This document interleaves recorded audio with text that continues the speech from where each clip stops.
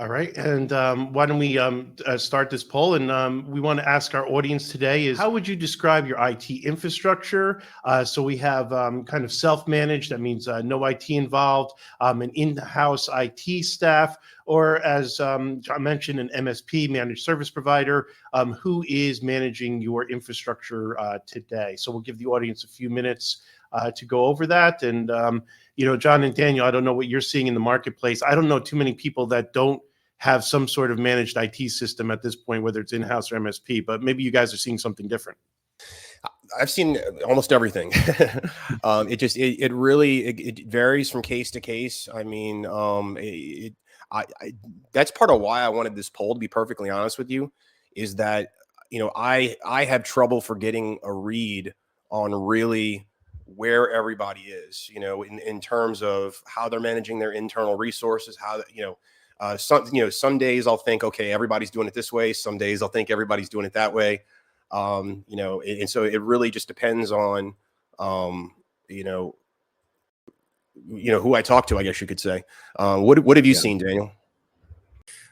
Same across the board. I mean, it really depends on how far along the companies are, right? I mean, in that, because there's a maturation there of, all right, how much capacity, how much scale, how much financial resources do we have to actually invest in the tech side and the IT side, because it's a full-time job. I mean, we've got more people on our IT team now than I would have ever imagined we'd have, but it's a required, necessary evil that we have to have now with everything we've got going on. So it really just depends on where they're playing. Are they a TPA? They're probably going to have some pretty more complex systems. Are they just claims? And, they're only doing, 3,000 to 4,000 claims a year. Like, that's a different process. And, that have much smaller carrier numbers. Like, carriers all want something different. So you need a system that if you got 20, 30, 40, 100 carriers that you work with, well, you better have a system that can program all the compliance points in every piece for every one of those carriers. That's a different type of a system to manage those expectations versus, all right, I got 2 clients. It's easy to hit the mark. I can totally self-manage this. All right. I'm seeing it's looking like around 60% in-house, 8% MSP, 25%, self-managed. That's roughly what I was expecting. But, one thing worth mentioning for the people that are doing self-managed, we'll talk a little bit more about this later, but that's depending on their size. I mean, I definitely would recommend an MSP. I mean, Susco uses an MSP. I mean, we have, a staff full of software developers and people that technically can manage cloud resources, but, it's something that we outsource to a third party just because it proves valuable to us. In terms of, benefits of internal versus, managed service providers, if you've got a dedicated team, obviously that's great. Sometimes they could have faster response time, but internal IT will be more expensive than an MSP is going to be. And depending on what your cloud resources are, it can be a much higher burden. I will mention, one thing that's very helpful to Susco being on an MSP is that, and we're going to talk about this quite a bit later, is that it allows us to not worry about certain compliance issues. And we kind of rely on our MSP for that. And we know if you have internal IT, that's something that it is a challenge. I mean, that's kind of what I was alluding to earlier, where the level of expectations for companies nowadays is so high compared to when I was, at one time I was IT, and it's just the level of maturity you have to be at nowadays is pretty high. So scaling challenges. This is an area where you had some really good insight. I liked your discussion about when I talked to you earlier about how everyone's kind of a generalist day to day, but then when a cat hits or whatever, you kind of start siloing. Could you kind of elaborate on what you were saying about that? Yeah. Again, I like to break down processes as granular into phases as possible, right? I mean, I remember as an adjuster, one of the keys to my success, I was a very high producing adjuster, right? I mean, I would, when it was wind and hail, I'd be out producing the next closest guys 3 and 4 times. When it was flood, when I was doing NFIP work, I was out producing again 3 to 4 times often the typical average adjuster from a production side. And that doesn't mean I was cutting corners. That just meant I had a different process. I had a process to make decisions, and I had a process to track every step of the way. What I was held to, though, was usually 3 to 4 key metrics throughout the life of a claim.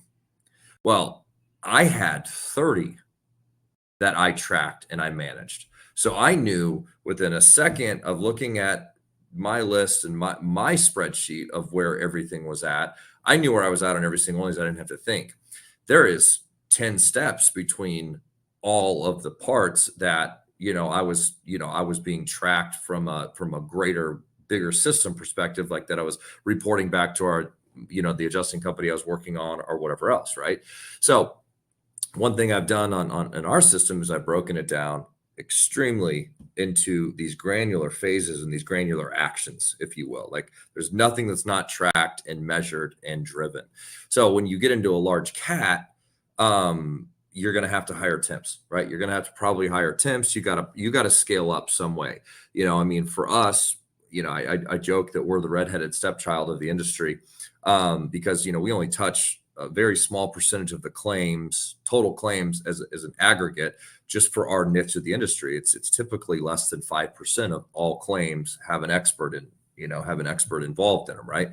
So a lot of companies don't have processes for us to have automations to get things through, send it directly to our system, working through an exact analysis or Symbility or something like that. Like there's not those processes involved for us. So we have to figure out how to break these things down and where we can bring people in. So what I've done is during a cat, somebody that was doing point A to point B, now all of a sudden they're going to be cutting out and they're going to only be doing this narrow scope. And we're going to bring in people to take off the busy work off of the front end, the setting up of assignments, the calls, the initial contacts, the scheduling, right? And then on the back end, the packaging, the busy work, the invoicing, the time cards, all the things that go together with our our back end, like all the things that I can teach somebody in days, not weeks, we start to peel off so that the core people can focus on the core things. Yeah. I really like that approach. And, you mentioned, multiple systems. That's an area in terms of where I personally, contribute to this process, with what I do is the integrations. It's more than ever that people are having to use a million systems. And, dual entry is a nuisance day to day, but it's a killer at scale. And, much less quadruple entry.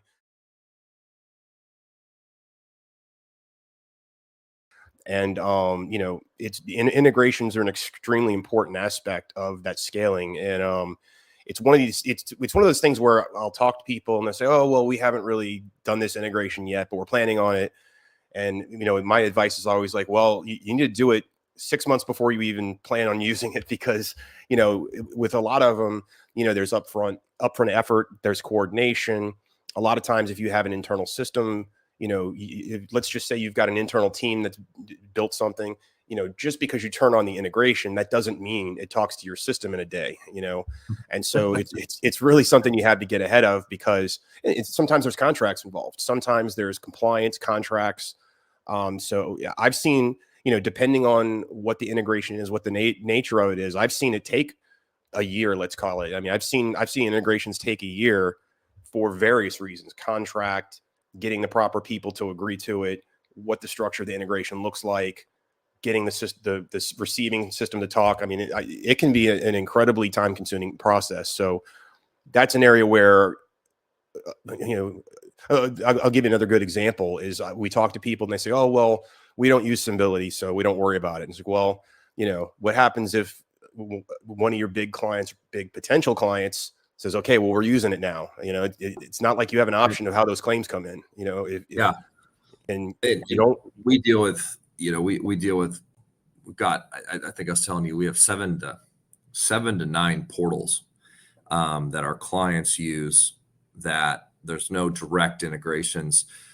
Some we're building that actually allow it depending on where their, you know, tech stack is at, and open APIs and all those other things. But there's a lot of them where we just have to do whatever the client says and whatever the Right. client wants. They're going to measure us off of the data in their system, not the data Right. that's in our system.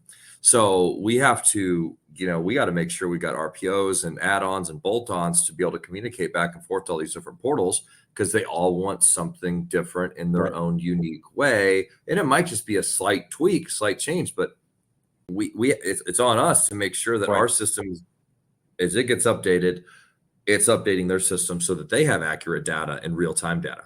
Yeah, you're exactly right about what's the source of truth. I mean, just as something as simple as, is this claim closed? You know, well, Yeah. you know, ideally, if I close it in my system, it's closed in their system too. And that's, as trivial as that sounds, I mean, you know, you don't want to have to do that in 2 different places for every single one of your files. It's just, and that's a microcosm of the problem. I mean, it's, you want the source of truth. The various sources of truth should speak the same truth, so to speak.